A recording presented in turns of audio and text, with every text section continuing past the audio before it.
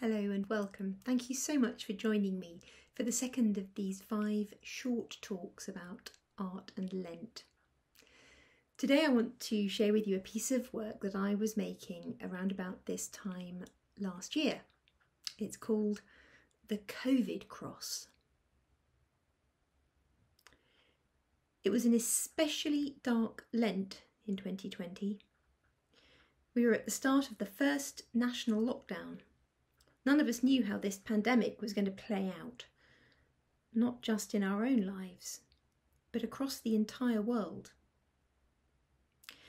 There's a story deep in the pages of the Old Testament. It's Numbers 21, and it's all about facing fear. The Israelites were wandering in the wilderness. They were freed from slavery, but life was really tough. Along with shortages of basic necessities, they were plagued by poisonous serpents. But God offered a solution.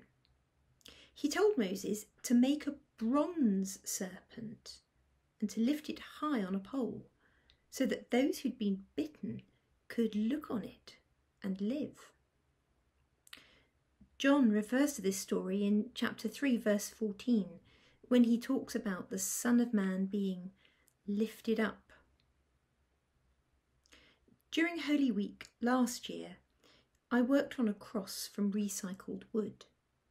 The wood comes from an old discarded pallet. The surface is rough and weathered, and there's evidence of lots of previous nails, a few of which still remain. I'm very keen on using a symbolic language of colour when I paint. It's used in icons and lots of historical movements in art where colours are seen as having an almost inherent meaning.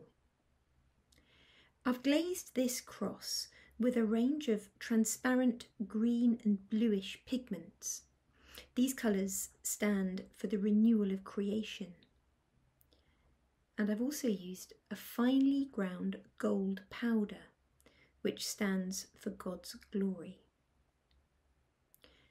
With the Moses story in mind, I've added representations of the virus.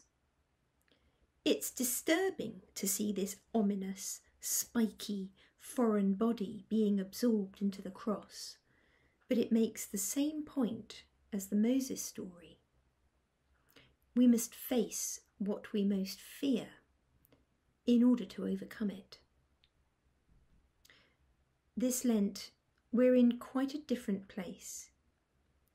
As we seem to be slowly emerging from a year of anxiety, loss and restriction, I'd like to offer another way we can grow.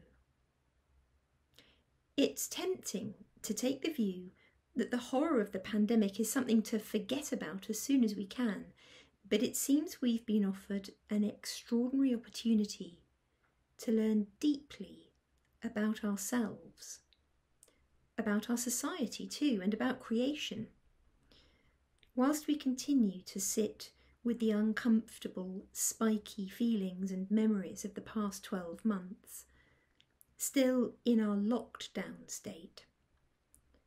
Let's offer God our fears, failures, frustrations, and our lack. He will absorb it all and offer us healing and freedom.